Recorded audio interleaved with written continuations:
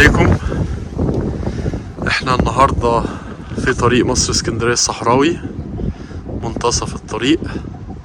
بنصور مزرعة 17 فدان، مزرعة جميلة جدا هنتكلم عليها بتفاصيلها دلوقتي.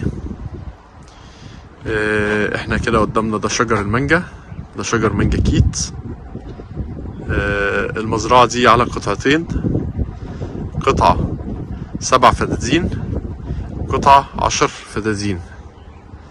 القطعتين يفصل بينهم وبين بعض البحاري او التبطين الري النيلي.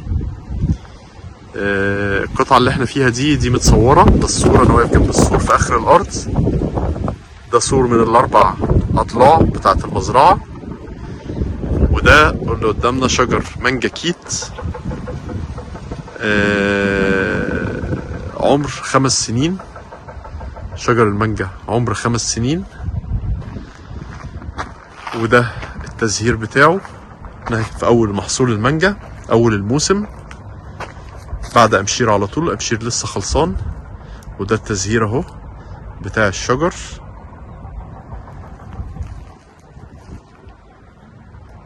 ربنا يبارك في المحصول الجديد ان شاء الله. دول قطعة الارض دي 7 فدادين مزروعين كلهم مانجا. هنشيل منهم طبعا المباني اللي فيها عنبر مواشي هنتفرج عليه، فيها بيت استراحة للمالك. المزرعة دي مزرعة جميلة جدا، وخلينا نشوفها واحدة واحدة. ده جزء معمول نت،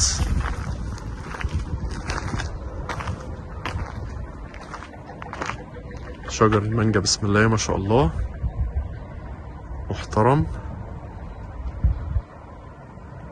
وده اللي في الارض ده التقليم بتاع الشجر. طبعا احنا عارفين ان في الشتاء بيقلم الشجر وبتبقى الدنيا متبهدله شويه. طبعا التقليم ده كله بيتشال، بيشيلوا كله المفروض.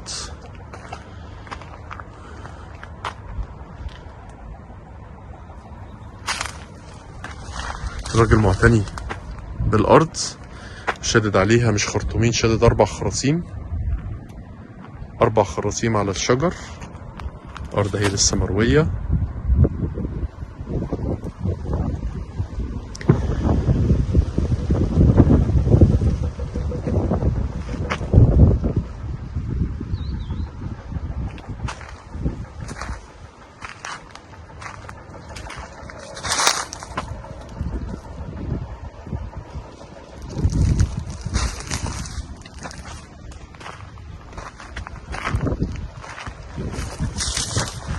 ده الجزء اللي هو النت.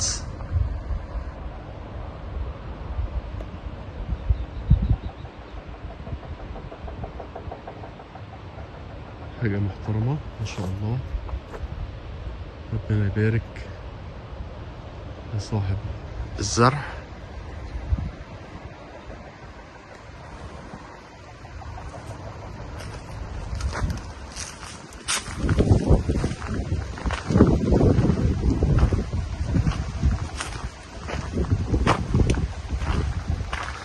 طبعا هو بيشد النت ده في الشتاء ايام الصقيع، وفي الصيف ايام الحر.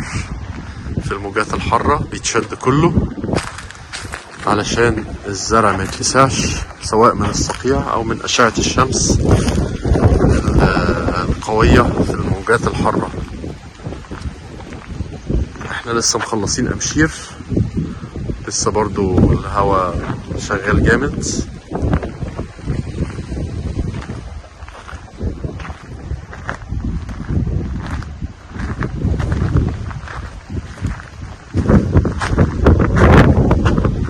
مزرعة جميلة جدا، وصاحبها معتني بيها، بيكلف ويصرف.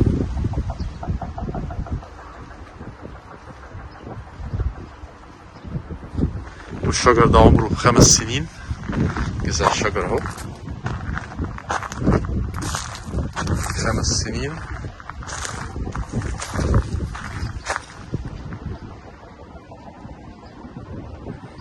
حاجة محترمة، مزرعة جميلة جميلة جميلة.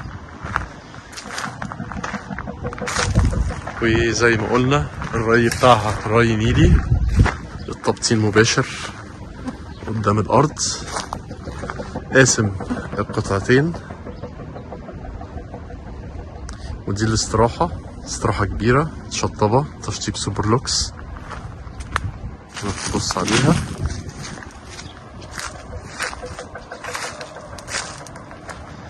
وفي حاجة يا جماعة عايز اتكلم فيها.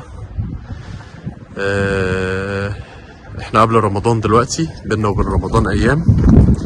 طبعا كلنا عارفين الظروف اللي في مصر، وعارفين ان في موجة من التعويم جاية، والاسعار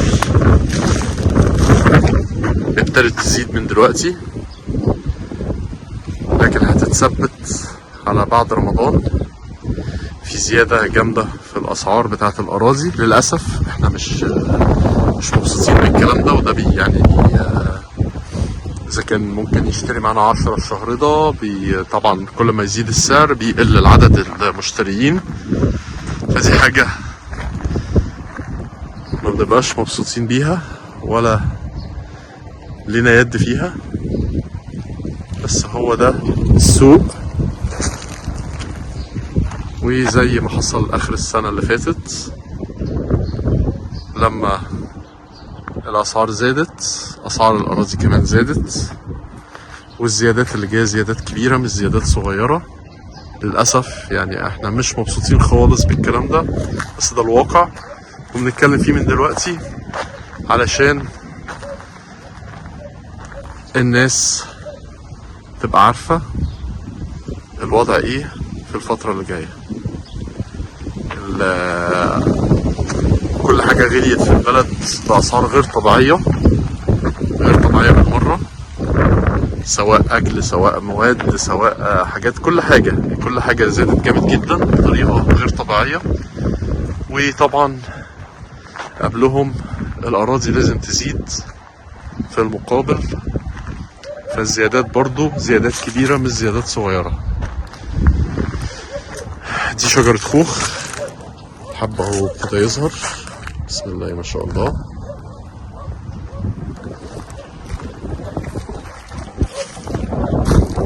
ودي شجرة تانية، شجرة خوخ، الزهر الأبيض اللي عليها ده هو دوت الحب، بيطلع مكانه الحب كله. ودي شجرة خوخ تانية اهي صغيرة خضرت، وادي الحب عليها. هي مزرعة جميلة جدا، مزرعة محترمة، وانا ارشحها، يعني ما فيهاش غلطة بمعنى الكلمة، ما فيهاش اي غلطة. مزرعة منتجة وعلى التشغيل مش محتاجة مصروف، مش هتصرف عليها، اللي هيشتري مش محتاج يصرف عليها مليم، هي كلها شغالة، هو هيكمل ويراعي. وعارفين ان المحصول بيبقى تبتدي تصرف عليه كل سنة، ويجيب لك في اخر الموسم بتاعه الانتاجية بتاعته. ده الشاليه، هو بيت ريفي، يعني ما بين شاليه على بيت ريفي، بيت كبير مش صغير. نبص عليه برضه كده من الجنب، نقدر المسافة بتاعته، مساحة متشطب تشطيب سوبر لوكس.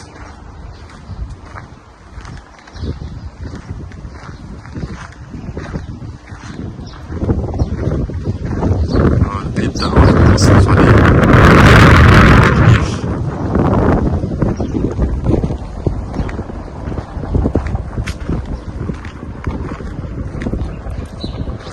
المزرعة فيها مباني تانية نتفرج عليها، ولسه فيها شجر الموركت.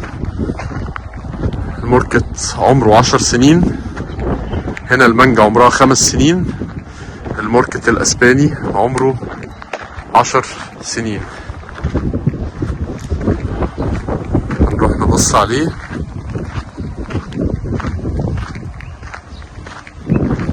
دي المباني، في عنابر، مواشي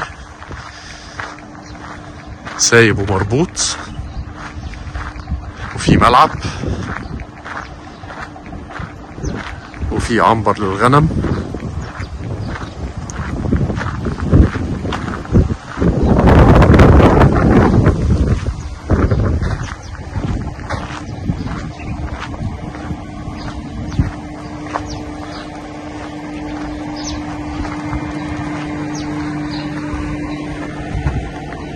ده ملعب للغنم.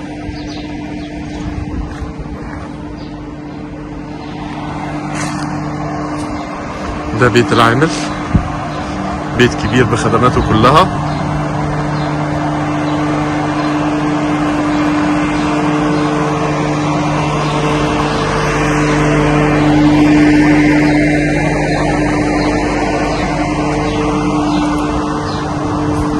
وده حوض المية اللي بيجمع فيه المية من البحاري ويروي بيها الأرض.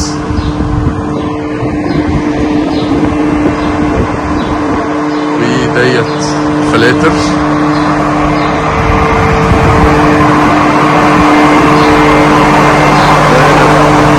هنا بيسحب من البحاري. دي فلاتر التنقية. ده محول الكهرباء، محول 200 كيلو. معلش لو الصوت مش ظاهر. 200 كيلو المحول بتاع الكهرباء. وده كلب المزرعة، كلب شرس قوي ما بيهزرش.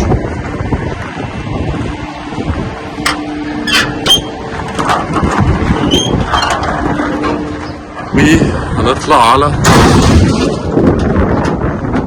على شجر الماركت. التبطين بين الأرض، بين القطعتين. ده التبطين.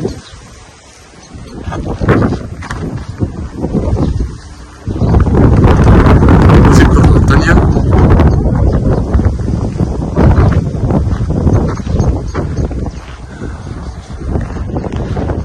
شجر ماركت اسباني.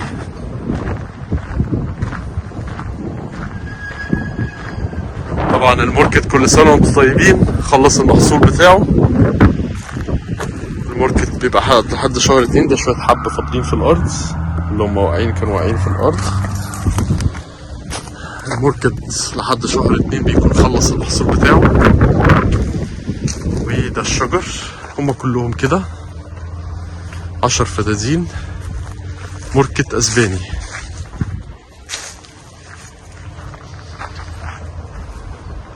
يعني الشجر مقفل على بعضه، مش هعرف اخش قوي فيه، بس هو كله كده بالمنظر ده. دول 10 فدادين كاملين بالمنظر ده. ارض ممتازة، وعقد ملك نهائي، خالص الثمن من الدولة، والري نيلي، فيها محول كهرباء خاص بيها 200 كيلو، فيها بير ارتوازي. ده احتياطي ما بيستعملوش، بس هو احتياطي موجود في الارض. فيها العنابر اللي احنا شفناها، وشجر المانجا، والسور الكامل حوالين القطعة الاولانية.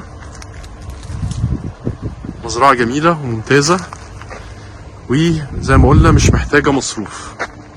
اللي هياخدها هيشتغل عليها من اول يوم، يوالي المحصول بتاعه، يوالي الشجر بتاعه،